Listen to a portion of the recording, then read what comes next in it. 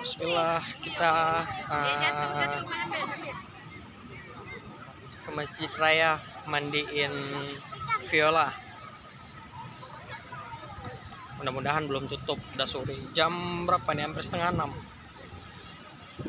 Pertama kali nih di Viola ke Masjid Raya.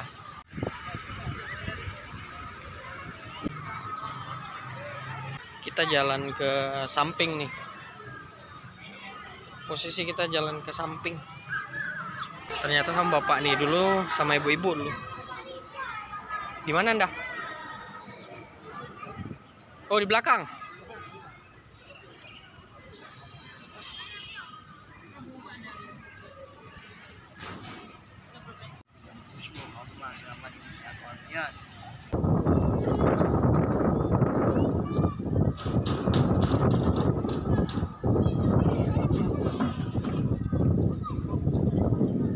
Jam setengah 6 lewat, jadi belum tutup.